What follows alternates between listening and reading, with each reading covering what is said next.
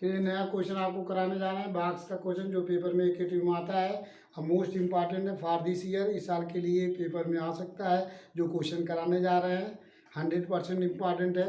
तो बॉक्स का क्वेश्चन देखिए आप,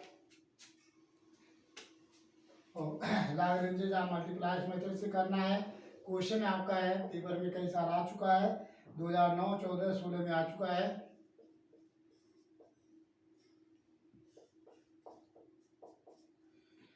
ये 16 में आ चुका, 2016, 9, 14 में आ चुका है।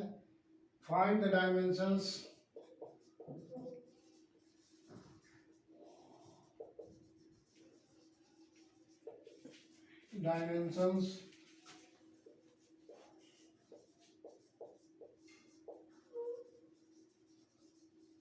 rectangular box of maximum capacity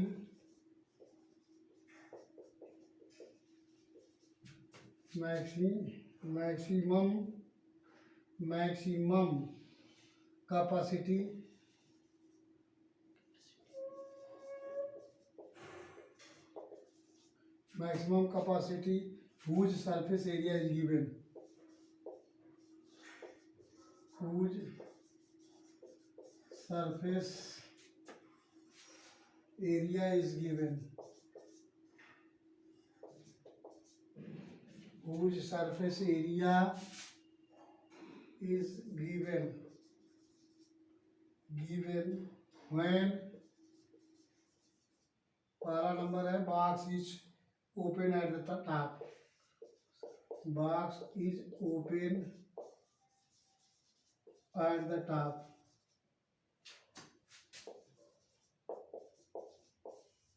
second question है box is closed,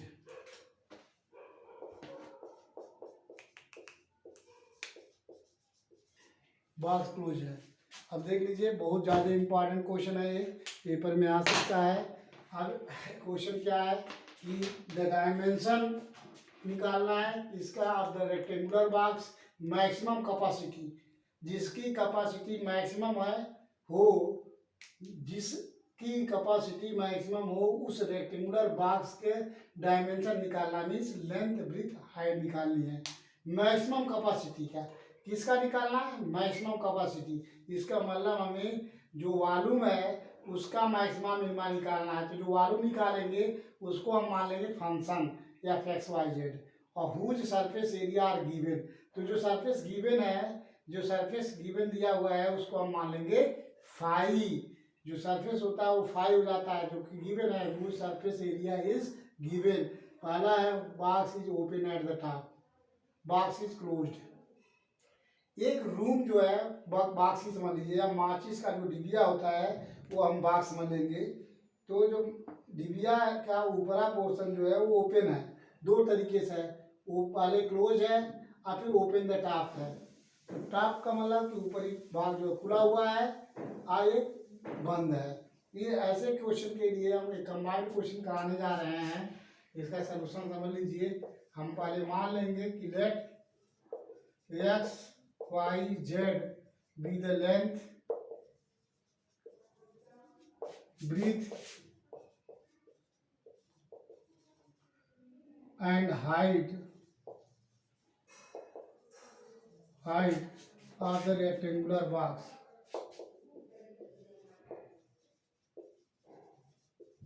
rectangular box। हमने मान लिया कि x y z be the length breath height of the rectangular box का है, and V be the volume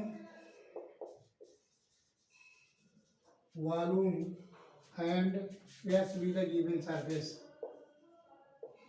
and capital S be the total surface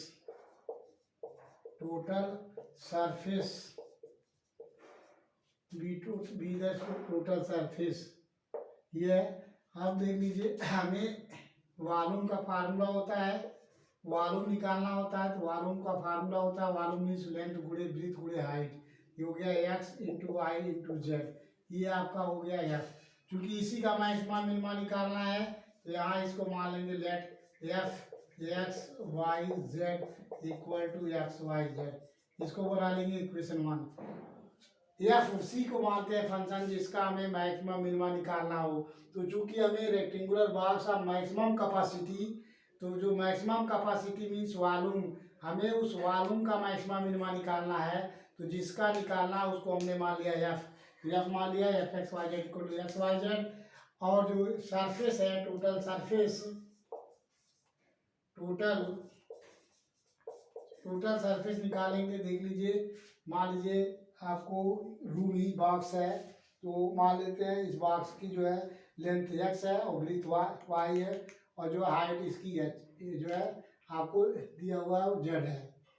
अब इसको चूंकि आप क्लोज ओपन दोनों कंबाइन करके लगा रहे हैं तो एन के फार्मूला लगा लेंगे। क्योंकि अगर हमें फर्श का अगर एरिया निकालना हो तो एक्स इंटू वाई, अगर ओपन क्लोज है तो एक्स वाई उसका हो जाएगा 2x वाई हो जाएगा।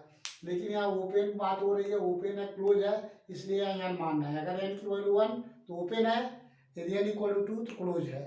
इसलिए इस नीचे का एरिया हो गया n into x y plus इसी तरीके से अगर इस फर्श का, इस दीवार का हमारे एरिया निकालना हो तो हमने ये माना हो एक्स एक्सिस लेंथ है, ये हाइट इसकी जेड है, इसका हो गया आपका एरिया एक्स इंटू जेड।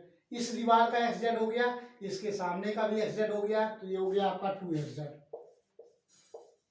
इसी तरीके से इस दीवार का अगर एरिया निकालना हो, ये हमने वाई एक्सिस माना हो, ये वाई हो गया और ये जेड है, तो इसका एरिया का पार्ट हो गया वाई जेड, और इसके सामने वाला भी वाई जेड हो गया, ये हो गया plus 2yz।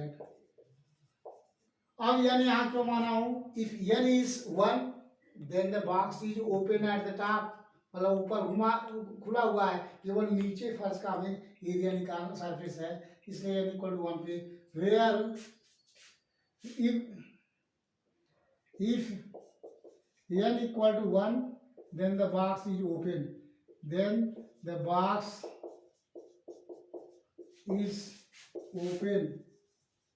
open the top, and if n equal to 2 then the box is closed, then the box is closed। देख लीजिए, अगर n की वैल्यू 1 जब लेंगे तो box is open at the top होगा, यदि n इक्वल टू 2 लेंगे बॉक्स इज क्लोज्ड होगा। अब ये जो सरफेस आया हुआ है, सरफेस टोटल सरफेस निकाले हैं, ये s है, इस s की value n x y plus 2xz plus 2yz है। इसी को ये गिवन है, तो जो गिवन चीज है उसको हम फाई मान लेते हैं। जो सरफेस चूंकि गिवन है इसको हम फाई मान लेंगे, तो let phi x y z equal to, ये हो गया आपका n x y plus 2xz plus 2yz। 100% paper के लिए इम्पॉर्टेंट है फॉर दिस ईयर, इसको आप ढंग से तैयार कीजिएगा, पेपर में मिलेगा क्वेश्चन, मेरे हिसाब से आना चाहिए, इसलिए मोस्ट इम्पॉर्टेंट है। जो इसको जो सरफेस है उसको मान लिया हमने फाई। अब by Lagrange's method, by Lagrange's method से सॉल्व करेंगे इसको, तो लाग्रेंजेस बाय लाग्रेंजेस मेथड, क्या लाग्रेंजेस मेथड है, delta f upon delta x plus lambda del phi upon delta x equal to 0 and delta f upon delta y plus lambda del phi upon delta y equal to 0 and delta f upon delta z plus lambda into delta phi upon delta z equal to 0। अब यहाँ से del phi upon del x, जिसको हम del f upon del x मान रहे हैं, इसको x के साथ में डिफरेंशिएट करोगे तो रोटेटिंग वाई या जेड इज ए कांस्टेंट, तो एक्स का डिफरेंशियल 1 हो गया, यह है आपका वाई जेड प्लस लैम्डा, फिर फाई को एक्स के साथ में डिफरेंशिएट करोगे, इसको फाई माना हूँ तो एक्स के साथ में डिफरेंशिएट करेंगे, तो देख लीजिए एक्स का 1 हो गया, ये हो गया एन वाई, और यहाँ भी हो गया प्लस 2z, ये आया इक्वल टू 0। इसी तरीके से इस इक्वेशन को भी यहाँ एफ को डिफरेंशिएट करेंगे वाई के सापेक्ष, तो वाई का 1, एक्स जेड कॉन्स्टेंट हो गया, आ गया एक्स जेड प्लस लैम्डा, यहाँ भी हम फाइव को डिफरेंशिएट करेंगे वाई के सापेक्ष, वाई का 1, ये हो गया आपका एन एक्स प्लस वाई के सापेक्ष 2z इक्वल टू 0। इसी तरह इसको डिफरेंशिएट करेंगे, या आपको जेड के साथ में डिफरेंशिएट करेंगे, एक्स वाई प्लस लैम्डा, और फाइव को जेड के साथ में डिफरेंशिएट करेंगे, तो ये हो जाएगा आपका ब्रैकेट में 2x plus 2 Y equal to 0। अब तीनों लैम्डा की वैल्यू इक्वल कर देंगे, तो यहाँ से लैम्डा की वैल्यू आ गया माइनस वाई जेड अपान ये हो गया एन वाई प्लस 2z। यहाँ से भी लैम्डा की वैल्यू इक्वल कर देंगे, यहाँ से लैम्डा की वैल्यू निकालेंगे minus x z upon n x plus 2z। ये चीज़ हो गया। यहाँ से भी लैम्डा की वैल्यू निकाल लीजिए माइनस एक्स वाई अपॉन ये हो गया आपका 2x प्लस 2y।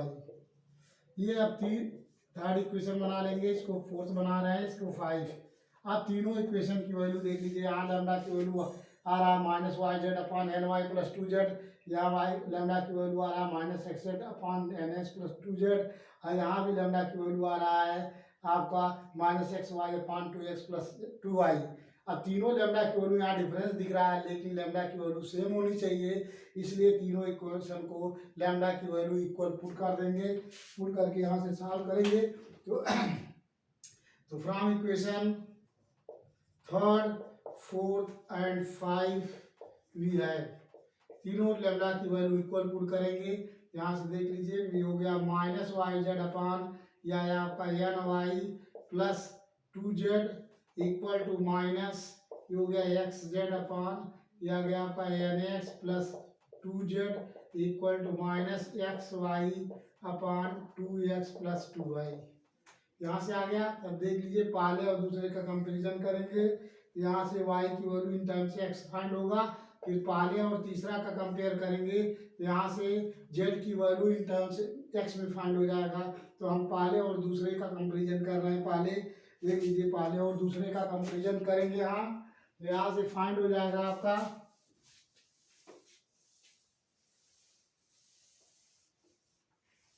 पहले और दूसरे का कंपैरिजन कर रहे हैं। तो पहला क्या है वाई जेड अपॉन यू गया n y plus 2z equal to ये हो गया आपका एक्स जेड माइनस काट दिए माइनस हटा दिए एन एक्स प्लस 2z। यहाँ से देख लीजिए जेड से जेड कैंसिल हो गया, क्रॉस मल्टीप्लाई कर दीजिए वाई का मल्टीप्लाई होगा इसमें n x y plus 2iz equal to इसका मल्टीप्लाई इसमें करेंगे तो एन एक्स वाई प्लस ये हो गया आपका 2xz एन एक्स वाई से कैंसिल ये हो गया आपका 2iz इक्वल टू 2xz। यहाँ से z कैंसिल 2 कैंसिल, यहाँ से फाइंड हो गया y की value x, y equal to x find हो गया। अब यहाँ से हम लेंगे फर्स्ट एंड लास्ट से, फर्स्ट एंड लास्ट से लेंगे तो यह आ जाएगा आपका y z upon n y plus 2z equal to यहाँ से हो गया आपका एक्स वाई अपान ये हो गया आपका x Y equal upon x y upon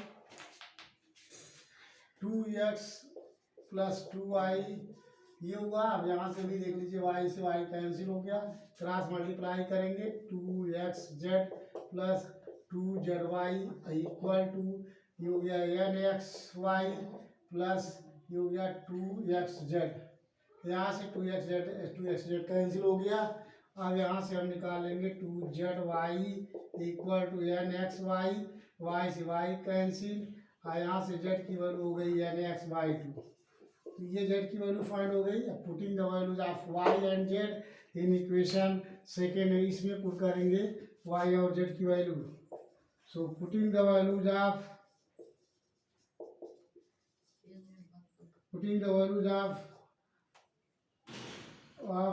y and z in equation first में पुट करेंगे, फर्स्ट नहीं सेकेंड में पुट करते हैं, सेकेंड में इसमें पुट करेंगे।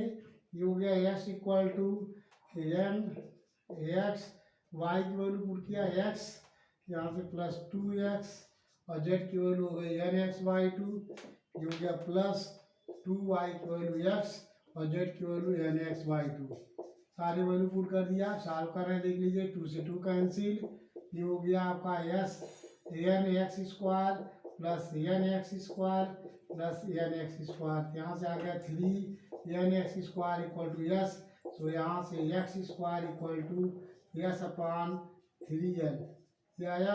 यहाँ से एक्स निकाल लेंगे, एक्स मीन्स ये हो गया under root S upon 3n, क्योंकि लेंथ जो है कभी निगेटिव नहीं होती है, इसलिए प्लस साइन लेंगे। एक्स की वैल्यू आ गया 3/n। अब इसी तरीके से यहाँ से वाई की भी वैल्यू आ गई, वाई एक्स सेम है, इसलिए यहाँ से भी ऐसा 5/3n हो गया। वाई की वैल्यू फिर फाइंड हो गई आपकी। जेड की वैल्यू निकालने के लिए यहाँ से z equal to n/2 into x, x means ये हो गया अंडर रूट ऐसा 5/3n। ये जेड की फाइंड हो गई। अब हमें निकालना है लेंथ विड्थ हाइट, जो डायमेंशन निकालना था। दो क्वेश्चन था, box is open at the top and close the top. तो पहला आंसर हम निकालने जा रहे हैं कि जब when the box is open, when box is open, open at the top, top कब होगा? If n equal to 1 put करके लेंथ निकालना है।